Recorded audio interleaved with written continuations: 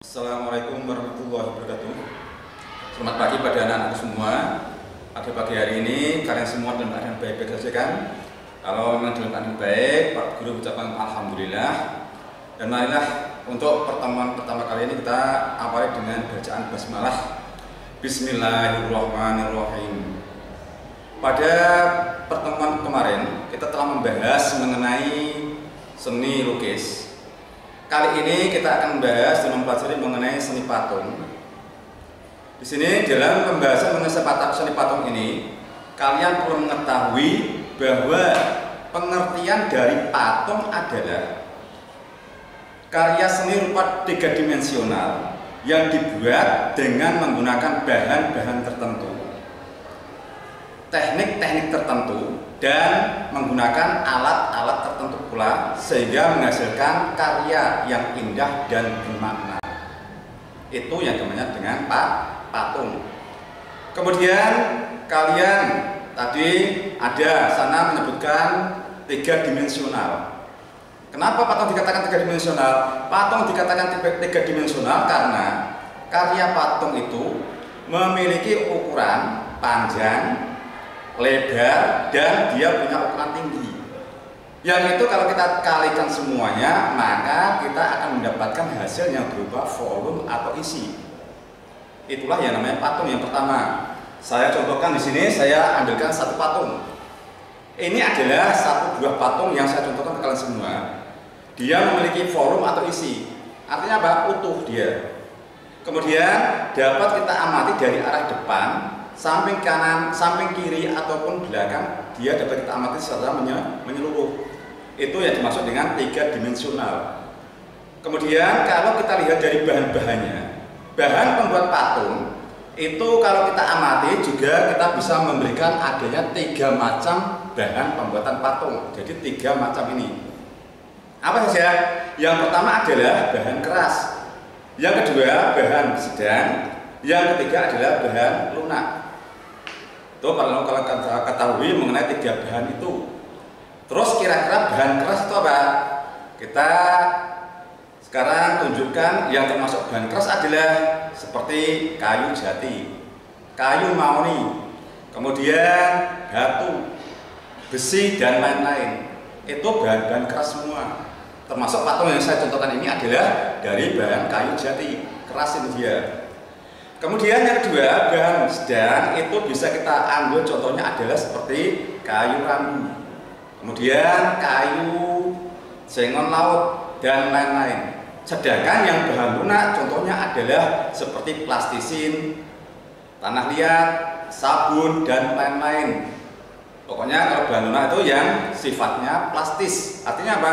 Plastis itu dapat kita bentuk sesuai dengan keinginan kita. Itu yang namanya plastis. Kemudian tadi ada menyebutkan pula yang berikutnya adalah mengenai teknik dan alatnya. Teknik dan alatnya itu mengikuti pada pembuatan bahan-bahan tadi. Kita lihat bahannya apa? Bahan kayu, menggunakan teknik yang berupa tatah. Alatnya apa? Alatnya adalah seperangkat tatah. Dan alat pemukulnya berupa ganden. Jadi di sini sebutannya adalah ganden. Apa itu ganden? Ganden adalah alat yang terbuat dari kepalanya berupa kayu, ekornya juga berupa kayu. Itu ganden.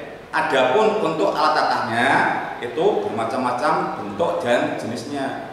Ada yang lurus, ada yang lengkung, dan ada yang melingkar. Ada yang besar dan ada yang kecil. Itu tatah. Kemudian yang kedua, kalau yang namanya dari batu, tentu saja dengan menggunakan teknik pahat. Bagaimana teknik pahat itu? Teknik pahat adalah dia menggunakan alat yang namanya betel. Biasanya berupa besi yang pendek, kemudian ujungnya dikasih dengan bagian yang tajam. Sementara alat pukulnya adalah disebut dengan martil. Beda dengan ganden tadi. Kalau martil, kepalanya dari besi, kemudian ekornya dari kayu. Itu yang namanya dari yang kita sebutkan tadi, contoh dari bahan keras berupa batu.